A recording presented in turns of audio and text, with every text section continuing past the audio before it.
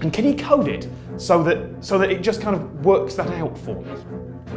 And it's fine, because someone else has already told you when those dates are, and you can code that into your program's logic as well. But now it's looking really long and really complicated. It's a tangled mess of spaghetti code that somehow works out. And then you get a call from the Russian historian who says, yeah, we only changed the Gregorian calendar in the 20th century. And it turns out the dates that you skip change depending on your location. And can you deal with that as well? And then you get a call from the British historian who says that until, I think it was the 16th century, the year started on the 25th of March.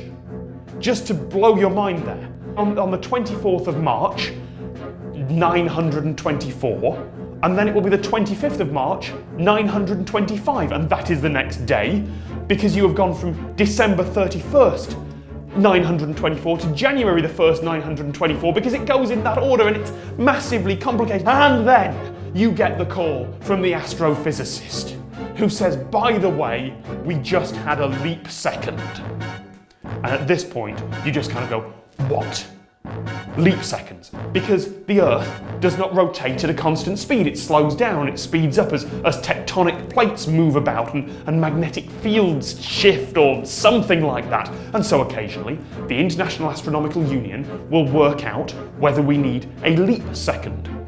And if you do, the clocks go 23, 59, 58, and then it's 23, 59, 59, and then instead of going like any sensible time zone would, it goes 23, 59, 60, and everything breaks because suddenly you have 61 seconds in a minute. So depending on your implementation, either your clock gets 1 second out of sync with the rest of the world, or it repeats a second. The way you're meant to deal with this is something called the Unix timestamp.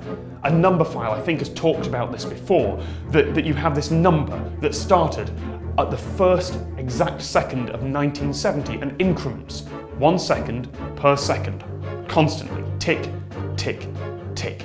And that's great because what you're meant to do is you take whatever date has been given you and you calculate that as a Unix timestamp and you put that into your database. And that'll just deal with leap seconds, except it doesn't. Of course it doesn't. Because you have universal coordinated time, which includes leap seconds, in that it repeats occasionally, and it just includes 23, 59, 60. And then you have astronomical time, which does not include leap seconds, and has steadily been getting out of sync with the rest of the world, because we need to look at the stars and design telescopes around it. And what you learn after dealing with time zones is that what you do is you put away your code. You don't try and write anything to deal with this. You look at the people who have been there before you. You look at the first people, the people who have dealt with this before, the people who have built the spaghetti code, and you go to them and you thank them very much for making it open source, and you give them credit, and you take what they have made and you put it in your program, and you never ever look at it again, because that way lies madness.